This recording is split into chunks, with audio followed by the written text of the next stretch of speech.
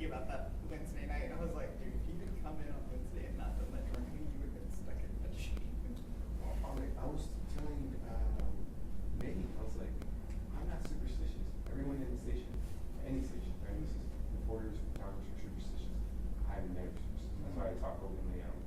But like, literally, I always miss breaking news. That was crazy. I was like, I'm never with Alexis, like never. I know. Never with her. And then that happened, and I was like, I was on the treadmill and I saw Avery. I was like, oh.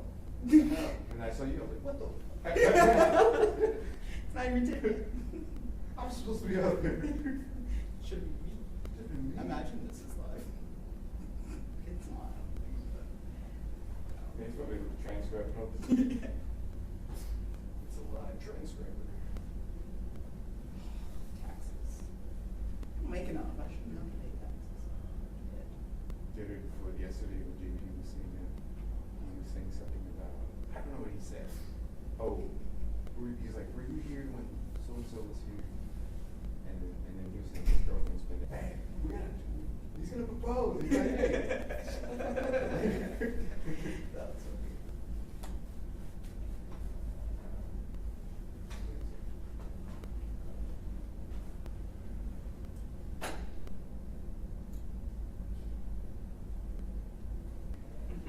We really thought it was him?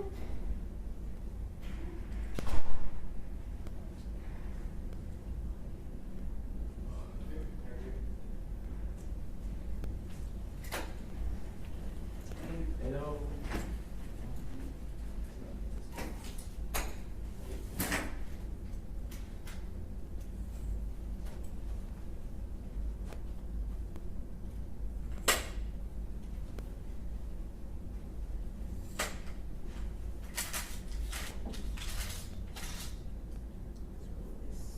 See the building or? Yes, he's in the building.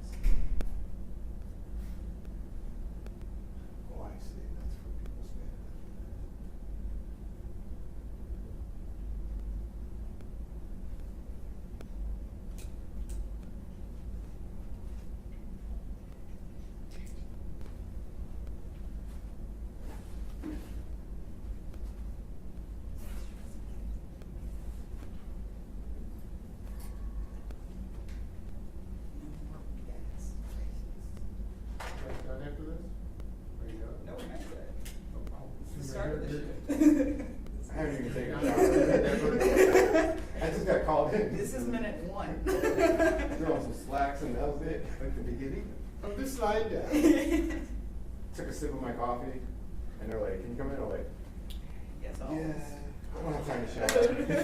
Wrong number. He's off till later. He's not here. Wow, you're telling me that. He won't call you back today. We met me at the bar.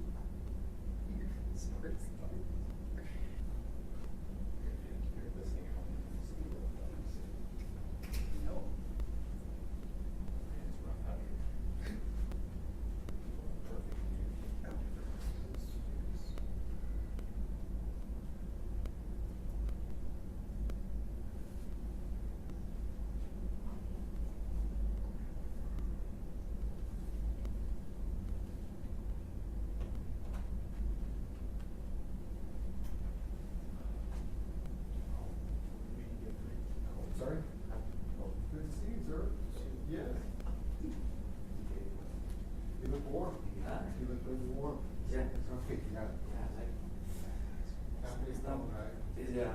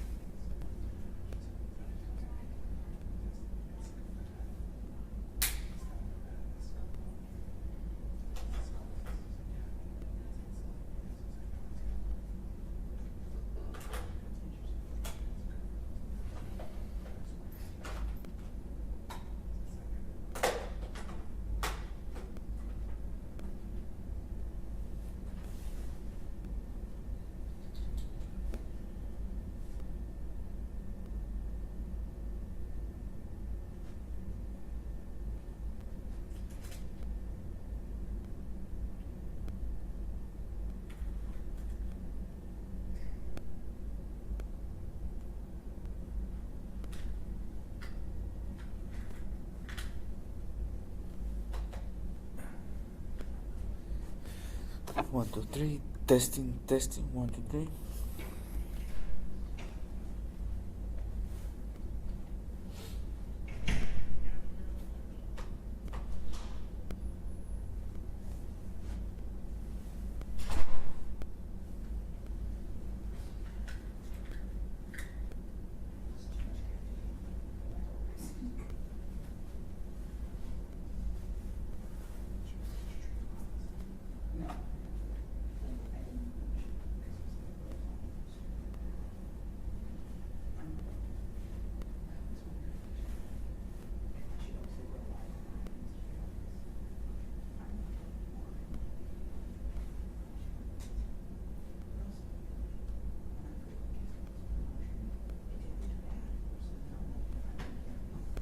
I try to show them stories. No, it's an ad. Forget it. Funny as hell. Forget it.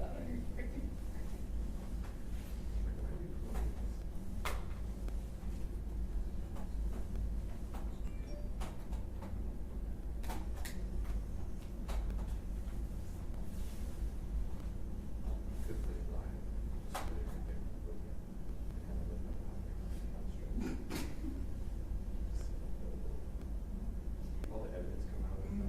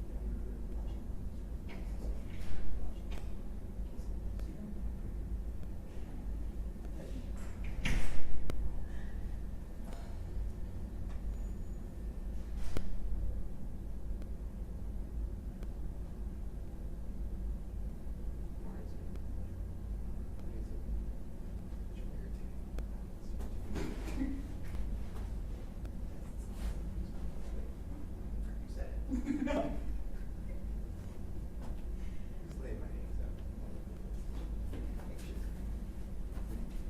Are you triggered? Is that what you were saying today? Nothing about it. I'm not sure how much. Something you made. Oh, no.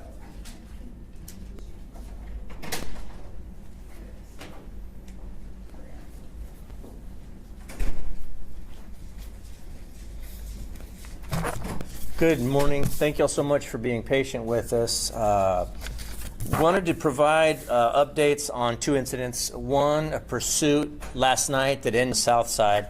So let me start with the shooting, the pursuit from last night.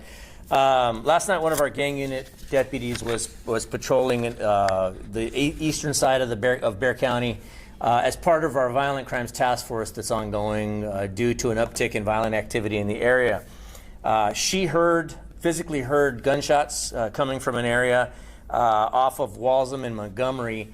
Around that same time, I believe SAPD was responding to an actual shooting with hits in that same area, attempted to make a traffic stop on that vehicle. She called out that she was making a stop.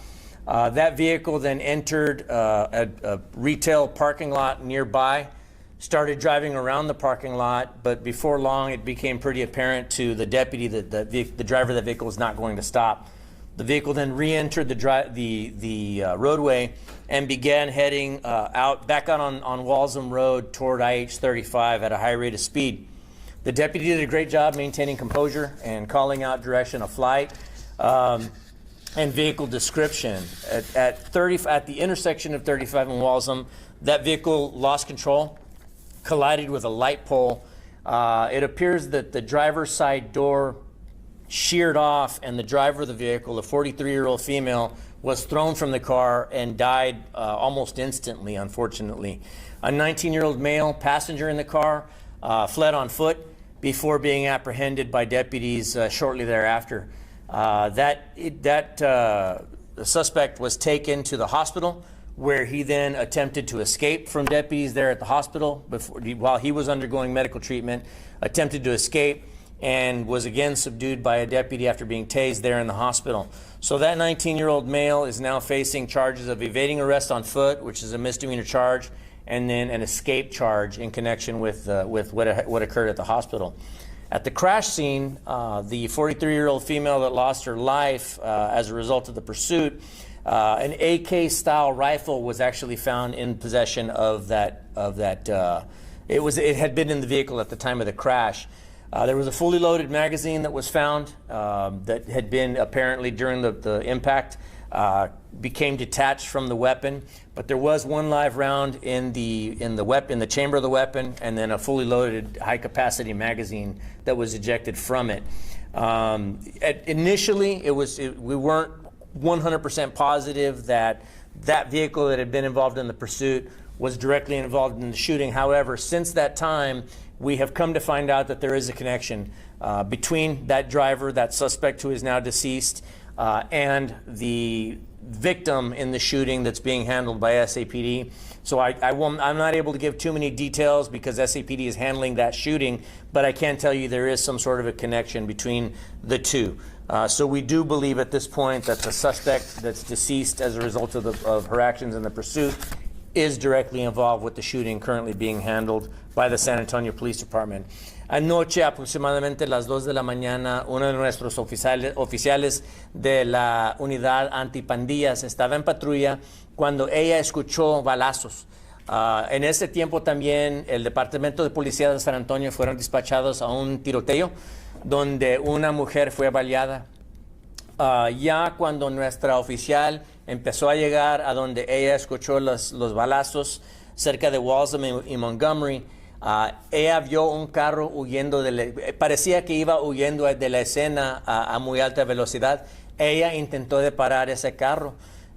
El carro entró a un estacionamiento de carros y no se paró, sino que entró para atrás para la calle Walsham, empezó a huir de la oficial a muy alta velocidad.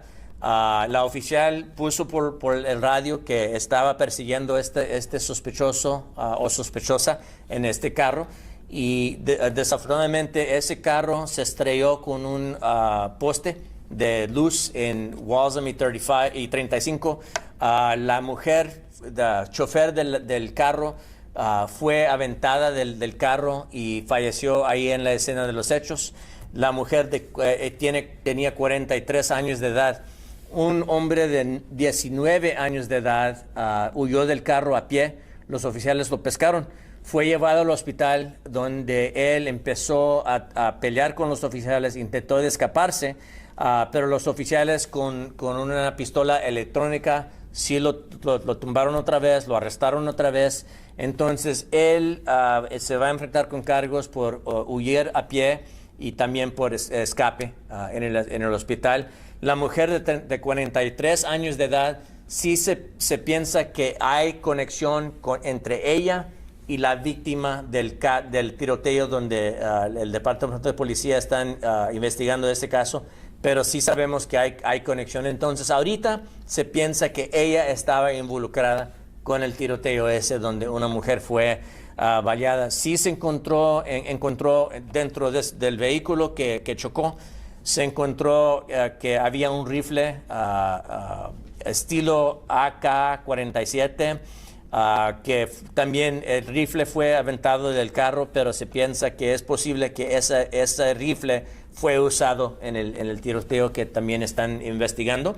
Ahorita tenemos 3 oficiales que están fuera del trabajo. Ahorita nosotros estamos siguiendo el proceso. Cuando tenemos una muerte bajo custodia, los oficiales están separados del trabajo, pero van a regresar en unos cuantos días a un trabajo administrativo mientras que nosotros manejamos la investigación. La oficial primaria que estaba involucrada es una veterana de 10 años en la agencia. Otro oficial de 2 años que estaba involucrado, él era el vehículo segundo, y otro tercer oficial que ahorita no tengo los años de servicio de él, pero se los podemos dar. One thing I neglected to give you guys earlier in English, I gave to them, is that we have 3 deputies now that are on administrative leave, in keeping with the way we typically handle custodial deaths and officer-involved shootings. Although this was not an officer-involved shooting, it's being handled along the same lines. And so in keeping with that process, they're on administrative leave. At a certain point, they'll be brought back to administrative duty, pending the outcome of the case. But at present, from what I saw, it appears that all processes and policies were complied with. But unfortunately, the suspect's actions are what led to her death and what brings us here today. The 19-year-old, he does not have a criminal history. So at this point, I don't believe he's been magistrated yet, so I can't give you his name. But I do believe that there is blood relation between he and the deceased driver. She's 43. She has a slight criminal history. I believe she was arrested some years back, but it was dismissed. The case was dismissed. But other than that, I don't believe she's got a long criminal history at all. The driver or the person shot? The driver. The person shot, I don't know much about that person. I know that SAPD is investigating that. Did SAPD say that the 19-year-old is a shooting suspect, and could I get clarification on the driver? So I wouldn't be able to tell you which of those is considered a suspect in SAPD's case. All I can tell you is that they're suspects in the fleeing from custody, evading arrest is what we have them on. But as far as what they may be suspected of on the other end, that's going to be up to SAPD to determine. Entonces, la muchacha de 43 años la tiraron del carro. Ella fue aventada del carro, era la chofer.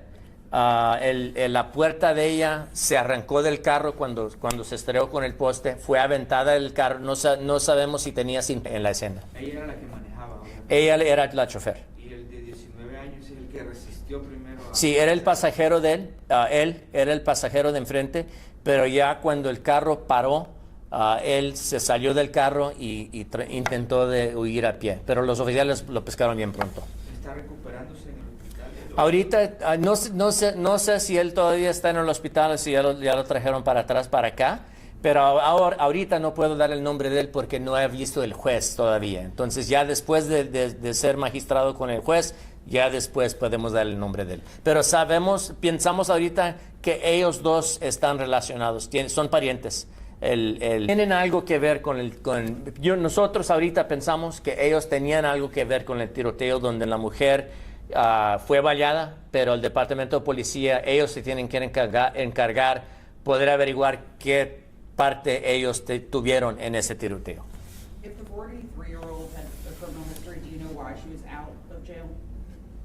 Well, the case was dismissed. I think it was from a couple of years ago, and I believe it was dismissed. And I don't recall what charge it was. I believe it was a burglary, but I'm not 100% positive on that. But that case was dismissed at that time in 2020. Are you able to release her name at this time? At this point, no, because I don't believe that she's been positively ID'd by the medical examiner. We believe we know who she is, But since I don't know, status on next of kin or if the ME is positively identified, I can't give that information yet. Any other questions on the pursuit? And you're going to talk about one other case? I'm going to talk about one other case, yes.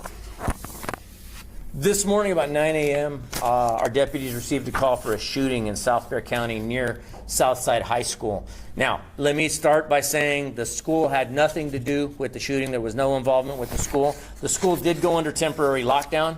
I believe there was activities going on there. So they did a great job of shutting it down, but my understanding is that there was never a threat to the school. It was just because of the police action in close proximity to the school that prompted them to put it on lockdown. But what it appears that this morning, two vehicles were southbound on Roosevelt Avenue, and for some reason there was some sort of a traffic altercation. They started chasing each other.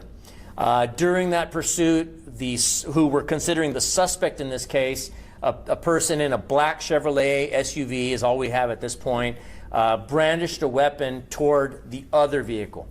The black SUV that was continuing to chase the victim, who we consider to be the victim in this case, they were chasing the black SUV was chasing the victim vehicle southbound on Roosevelt.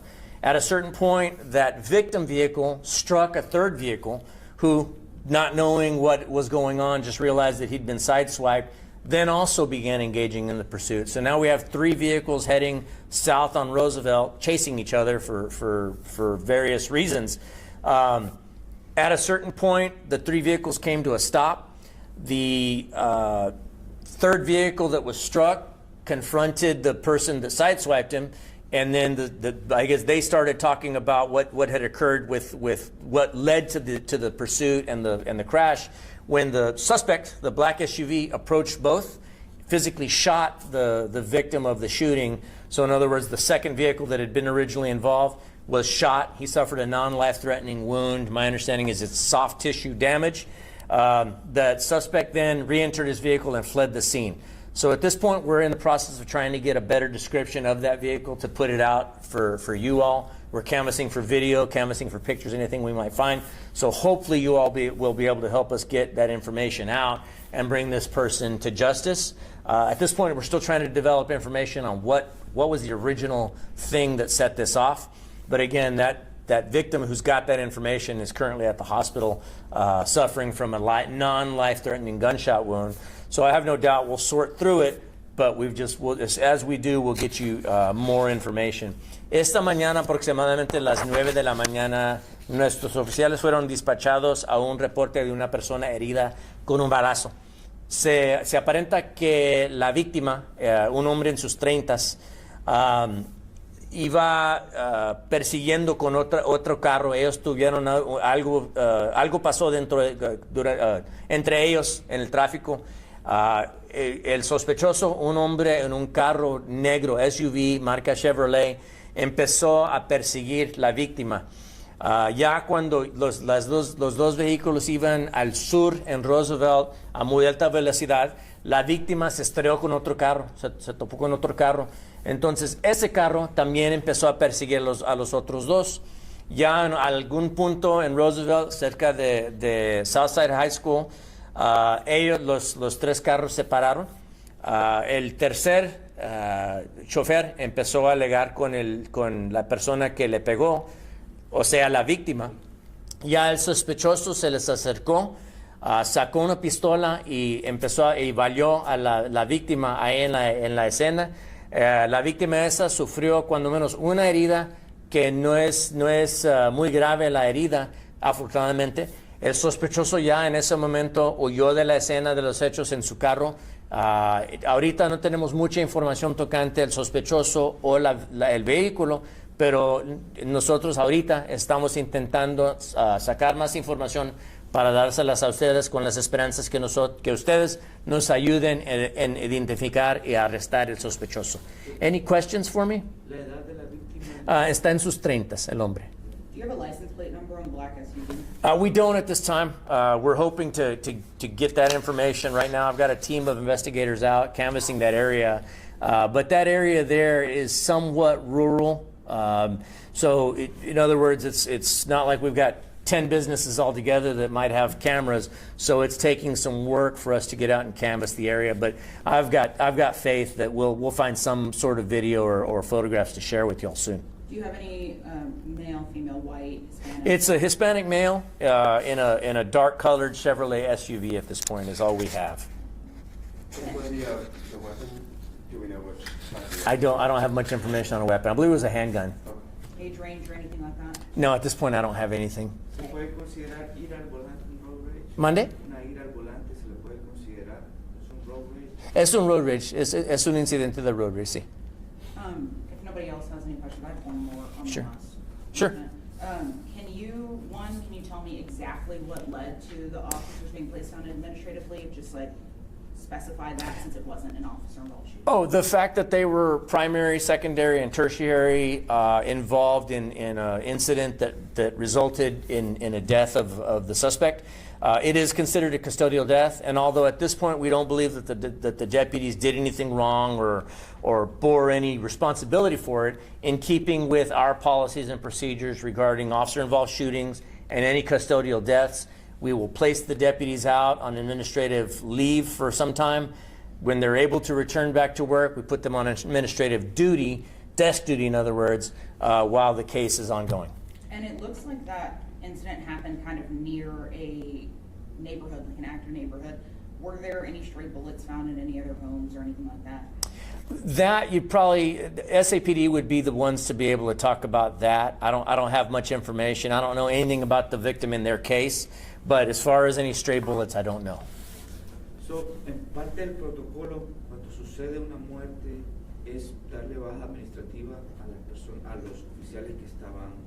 Sí, Parte de eso. cuando tenemos un caso cuando un oficial le tira a una persona o tenemos una muerte bajo custodia, nosotros tenemos la póliza donde separamos los oficiales del trabajo administrativamente, los ponemos fuera del trabajo por un tiempo. Ya cuando ellos estén, nosotros tenemos que asegurar que están buenos de su salud mental, obviamente.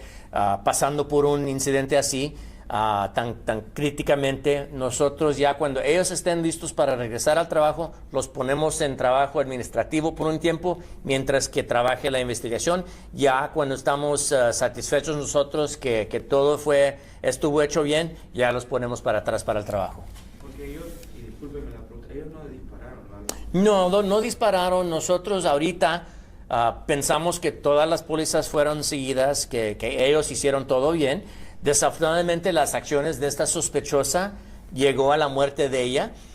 Entonces, aunque ahorita no pensamos que los oficiales hicieron algo mal, con nuestra póliza todavía hacemos esto. Entonces, en este caso, la póliza debido a la muerte es por eso. Sí, porque tuvimos una sospechosa que falleció a causa de sus acciones de ella. Todavía tenemos que seguir la póliza. A continuous conversation's been happening with the recent situation involving the deceased Brandon Poulos, who shot the 7 SAPD officers. Can you speak on why Poulos was not in jail at the time of the Wednesday shooting? So I don't know very many specifics on his case, but my understanding is that he bonded out, and just like anybody else is due, he was able to bond out and got out on his charges. My understanding is that it was misdemeanor charges that he was there on. I don't know what the bond was, but everybody's entitled to a bond on any given case, and I believe that's what occurred here.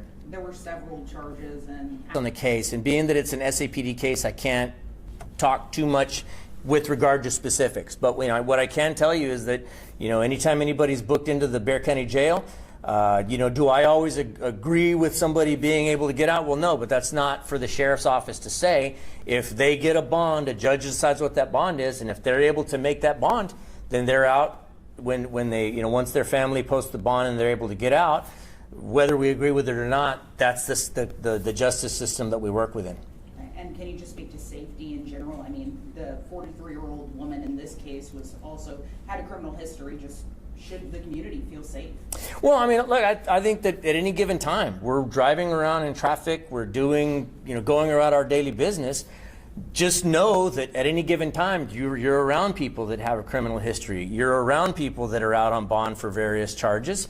Ultimately, I don't know much about the suspect in this case, in the road rage shooting, but, I bet money that when we find him, if and when we find him, he's probably going to have a criminal history of some sort. Just know that there are people out there that have very little regard for human life. They're not like you or I that care about human life.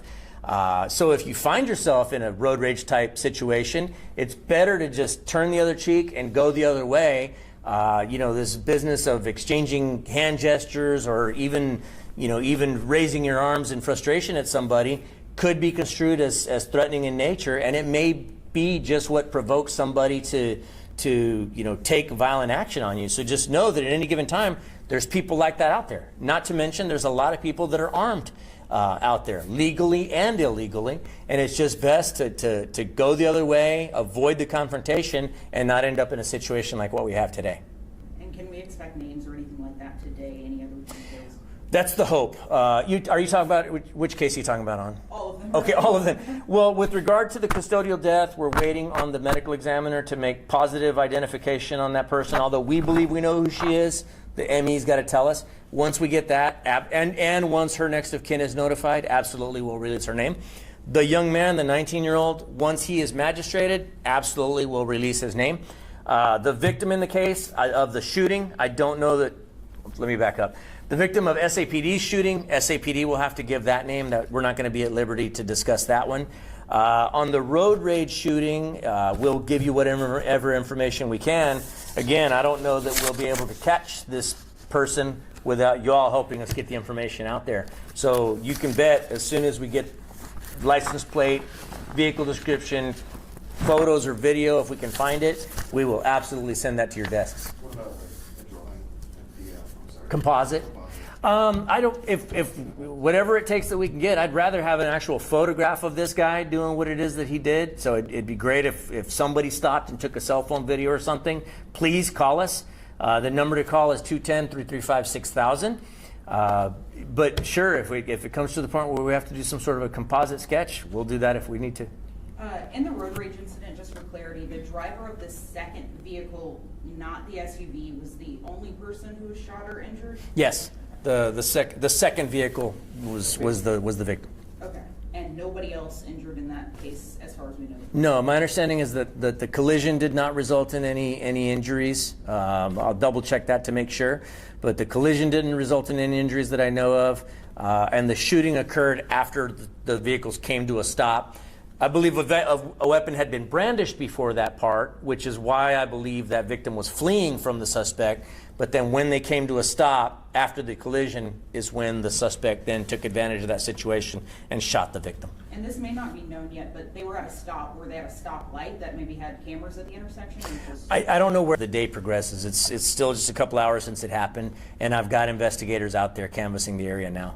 Entonces, el de SAPD con el de aquí es en la madrugada y el de la mañana es totalmente diferente. Sí, son dos diferentes incidentes, pero ya que estamos aquí dando información, el tiroteo, la mujer baleada pasó aproximadamente a las 2 de la mañana.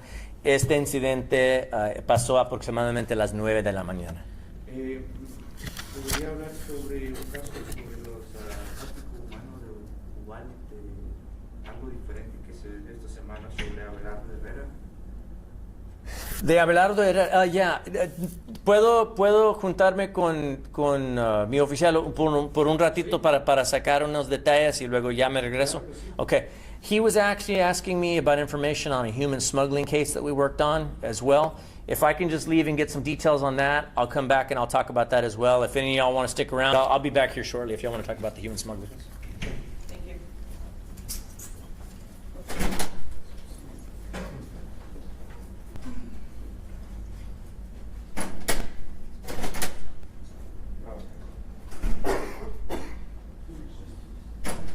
Hey, well, not yet. So he's done with the initial, and then he's going to go get some info real quick on. So you're talking a human smuggling case. Do you want me to keep it up for that? I figure.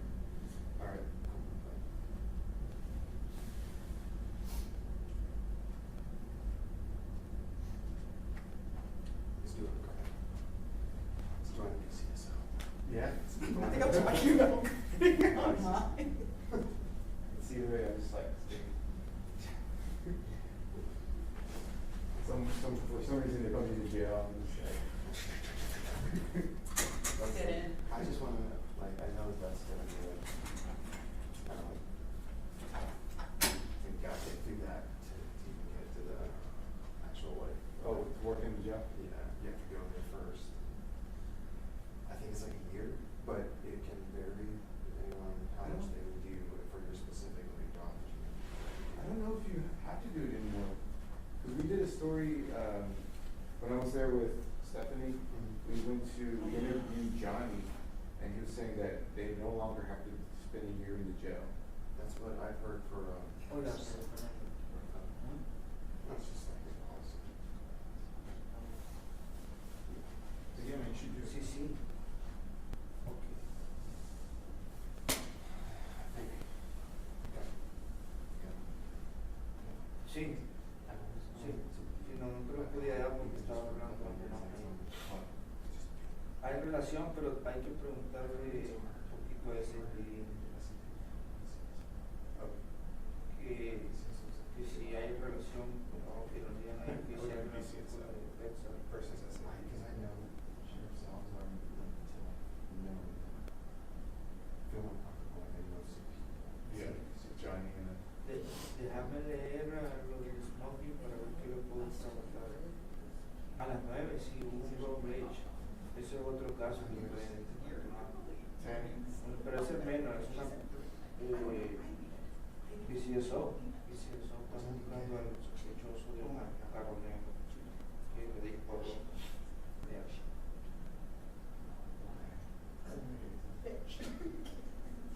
Priscilla's the one that says, oh.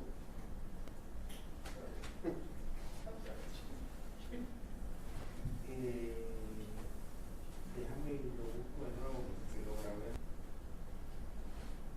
No, pues está involucrado simplemente en curiosidad, no sé, obviamente. Déjame ver ahorita. Ya te llamo, te voy a pasar la dirección.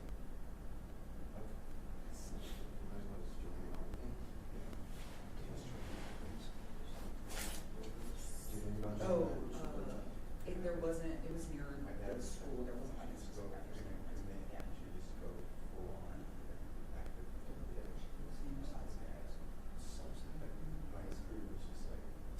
There's not a specific address.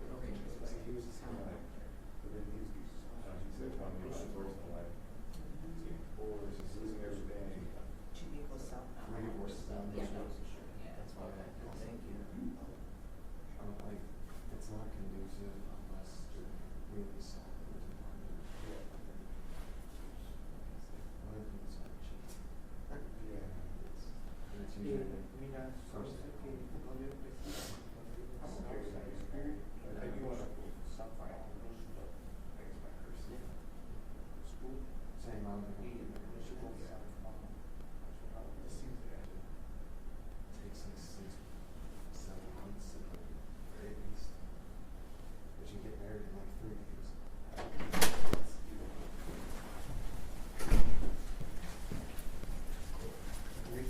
All right, my apologies, guys. I had to get some details down on that, but I'm glad y'all brought it up because our folks did a really good job of working with our partners and getting this guy arrested.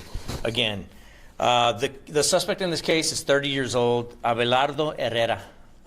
He's from Laredo, Texas.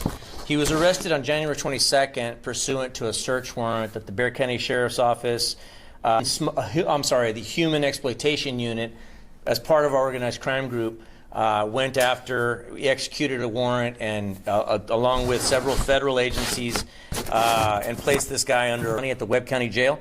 But of course, he's going to be brought back to Bexar County. Right now, he's facing 10 counts of continuous smuggling of persons, 2 counts of continuous smuggling of persons under 18 years of age, engaging in organized criminal activity, and federal migrant smuggling charges may be applied as well by our federal partners. But we've got this suspect involved in several incidents. Back last June of 2024, you all may recall, the media all made it out to a scene where we found 24 migrants had been smuggled inside of a flatbed trailer that had a false compartment put in it. Several of those victims were suffering from heat exhaustion. Some of them had physical injuries from having been beaten and abused. Well, this suspect, Abelardo Herrera, was arrested on that day. He was a part of that smuggling ring. I believe he made bond and got out and went about his way. We continue to investigate the case. Here this past week, on January 14th, you all may recall that a Von Ormy police officer made a traffic stop out near Fisher and 35. Found, I believe it was about 13 people being smuggled in a car that, trust me, is not big enough to hold 13 people comfortably. So these people were basically stacked like cordwood inside this car. There were several children among those people. I believe at least one of them was an unaccompanied minor. Again, we at that point found that Abelardo Herrera was linked to that case, which led our human exploitation unit to obtain the warrants. We went to Laredo. We executed those warrants along with our federal partners. On that date, he was found to be, had several people with him. It was 16 people, again, that were ready to be smuggled. And so at this point, we've got 3 different incidents involving this person that clearly has not gotten the point that his activities are highly illegal. And so he's going to be facing charges for the 3rd time. And again, will be brought back to Bexar County very, very shortly. Estamos dando más información tocante el arresto de Abelardo Herrera, 30 años de edad. Es un residente de Laredo, Texas. Nosotros, el año pasado, en junio, nosotros recibimos una llamada donde 24 migrantes fueron, nosotros pescamos el sospechoso y otros sospechosos contrabando de seres humanos. Nosotros en ese tiempo encontramos 24 migrantes que fueron llevados en una traila, un compartimento dentro de esa traila muy incómodo. Ellos fueron llevados de Laredo hasta aquí.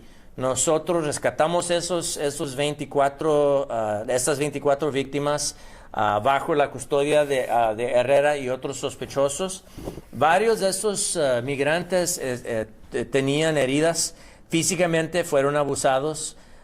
También estaban sufriendo efectos del calor. Se pueden acordar que en ese tiempo hacía mucho calor aquí en San Antonio, entonces muchos de ellos estaban sufriendo condiciones físicas de eso, de estar en el calor. En ese tiempo arrestamos a Herrera. Él se salió con fianza. Ya en enero, un oficial de Van Ormy paró un carro en tráfico en Fisher y 35. Se encontró con aproximadamente 13 personas dentro de un carro chiquillo. Las personas estaban, los iban contrabando en este carro chico. Había varios niños en el carro ese con los adultos. También nosotros encontramos que Abelardo Herrera estaba involucrado con ese caso también. Entonces ya nuestra unidad de antipandillas sacaron orden de cateo. Nosotros fuimos para Laredo acompañados con nuestros socios federales. Arrestamos a Abelardo Herrera. Ahorita él está en el condado de Webb, en la cárcel de ellos, pero lo vamos a traer para acá. En ese día fue encontrado con 16 víctimas de contrabando de seres humanos. Entonces ahorita tenemos más que 50 víctimas que este sospechoso, como coyote, iba pasando a estas personas en condiciones peligrosas, y él se va a enfrentar con otros adicionales cargos ya cuando llegue para acá, para atrás al condado de Bexar. Me acuerdo que estaba en una casa muy abandonada, ¿verdad? Que no había aire, estaba todo feo. Exactamente, era una casa fea, sin ventanas, y los tenían a fuerza ahí, aunque varios de ellos estaban teniendo problemas físicos de las condiciones, y varios de ellos también tenían heridas por ser abusados. De hecho, había una guatemalteca que dijo que había pagado hasta $30,000 aproximadamente Sí, muchas de esas personas habían pagado mucho dinero y desafortunadamente llegaron a ese punto donde estas personas, como hacen los coyotes, los pusieron en peligro, a riesgo de vida y abusaron de ellos y luego ya desafortunadamente llegaron aquí y ahorita no sé el estatus de estas personas. Las agencias federales se encargan, pero nosotros nos encargamos de comprarles comida, darles agua, darles primeros auxilios y ya de allí, desafortunadamente, pues no sé qué pasó con esas personas, pero de allí nosotros obviamente tenemos que arrestar a las personas responsables de ponerlos a riesgo y Abelardo Herrera es una de esas personas. 10 counts of smuggling, 2 underage. Can you clarify if that's 12 charges? How many people were there? Well, so all in all 3 incidents involved, we got about 52 victims of this guy's smuggling activities. 24 on the first case back in June. 13, I believe, on the Von Ormy case, and then my understanding is it was 16 on this latest one. So he's facing a litany of charges. I mean, these 10 counts is going to be, for at least one of them. But all said and done, I don't believe that we're done charging this guy with various charges. And then on top of that, whatever our federal partners decide to do with him as well. Considering this is an immigration case, can you talk about rumored Sort of a list for raids, but I have not seen anything official that may happen. I can tell you the sheriff's office has not been asked to participate in any raids. So, obviously we're going to cooperate with the law, but we also still have to bear in mind that racial profiling is still illegal, right? We can't this is not, no matter who the president is, we don't just have carte blanche to go tell first responders, go forth, and profiling is still illegal. Not to mention, as local authorities, we still have somewhat limited authorities as far as detaining somebody based solely upon immigration status. And so we've got our work cut out ahead of us. But again, at present, we have not been asked to participate in any sort of raids. Did ICE have anything to do with this? I believe ICE may have assisted with at least some of the cases, but it was our case, and any federal agencies came along to assist us, thankfully. So can you verify or deny these claims about raids on Zarzamora, Marbach, Windcrest? There's lots of lists. So I'm seeing that on Facebook just like everybody else is, but I have not heard or seen anything official. And again, we have not been asked to play any part in any sort of raids like that. So I don't know if that's actually occurring or if it's just kind of urban myth on social media. What I can tell you is the sheriff's office, we're going to... ¿Puede decirlo anterior en español? Sí, yo también como el público he visto estos rumores, estas historias en las redes sociales que redadas están pasando, pero no he visto nada oficialmente. También mi agencia no hemos visto, a nosotros no nos han pedido ayuda con redadas. Nosotros tenemos, obviamente, como oficiales de la ley, tenemos que seguir la ley, pero también nosotros tenemos que saber qué son nuestras autoridades. Como autoridades locales, tenemos autoridades limitadas con lo que podemos hacer con la inmigración. Entonces, tenemos que recordarles a nuestros oficiales. También nosotros como oficiales nos podemos meter en problemas si hacemos algo mal. Entonces uno tiene que pasar este tiempo educando a nuestros oficiales en qué son nuestras autoridades y qué no son. Could I please ask you to repeat the block number of the Roosevelt Road raid? Just know that it was near 410 and it ended up near Southside High School at some point. But I don't know the exact block number. We'll have to get that to you shortly. Are schools, churches, and hospitals safe in Bexar County from ICE raids or no? Well, you'd have to ask the federal government. As far as we're concerned, we're just out enforcing the laws. Violent crime is our number one concern right now. Clearly, I'm here talking about, this morning at least, I was giving you briefings on 2 violent crimes. That's our number one concern. I am not concerned with going into churches or going into schools. People should be free to worship or get an education. If they're legal enough to get into the school system, let them go to school in peace. If they're worshiping God or whatever religion they subscribe to, I think they should be free to do that as well. So I can tell you, I have no interest in going into jails or schools and churches to pursue people. Now, if a violent crime takes us to a church or a school, that's something different, right? But as far as going in and disrupting somebody's right to worship or get an education, I don't really have an interest in doing that. Sí, ahorita tienen que preguntarles a las autoridades federales qué son los intentos de ellos con las escuelas y las iglesias. A nosotros ahorita no tenemos interés en eso. Nuestra prioridad son los delitos violentos. Obviamente, si un delito violento nos lleva a una escuela o una iglesia, obviamente tenemos que entrar. Pero ahorita nosotros nos estamos concentrando en otras cosas. Yo no tengo interés en ir y molestar a las personas que están dentro de las escuelas y las iglesias. Obviamente nosotros tenemos que seguir nuestra ley, pero no tenemos interés en eso. And just to clarify, you all, BCSO has not had any sort of meeting with the federal government, with Immigration, Customs, and Enforcement, or anything like that so far, and will you in the future? We have not been asked to participate. We have not been asked to attend any meetings. The only things that we are doing is continuing to investigate folks like this suspect that I'm briefing you all on today. That's something that's been going on since last year. So, for us, we're continuing to do things the way we've always done them. We're not seeing any major changes. We haven't been asked to attend any extra meetings. We have not been asked to participate in any raids. So no. And this June 2024 case that he was involved in, are there any other people that you suspect from the June 2024 case that are in and around the Bexar County area that you guys are still looking for? Well, we've got several people that were arrested that day. This guy just keeps resurfacing. But as far as the other ones go, I don't have any reason to believe that there's any ongoing threat to the community or anything like that. I mean, I can tell you this guy here has links to the cartels.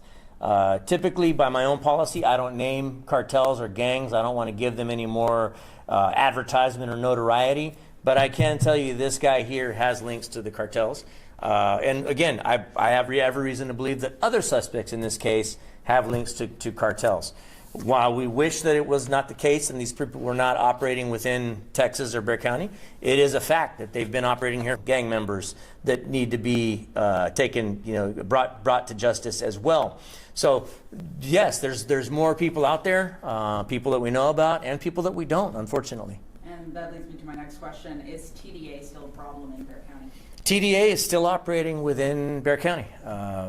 Are they somebody that we run into every day, all day long? Well, no. It's we're much more likely to run into some of our domestic gang members here locally. But absolutely, TDA and any other drug trafficking organization, human trafficking organization, they're always a cause for concern. So, Abelardo Herrera tiene vínculos con el cartel. Él sí está involucrado con los carteles.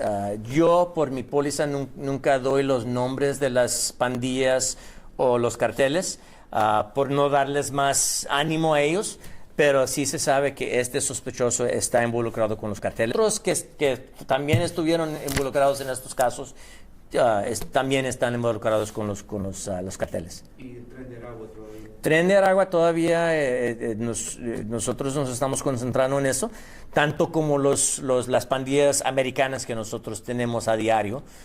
Nos estamos fijando en todos, nos estamos trabajando en todos.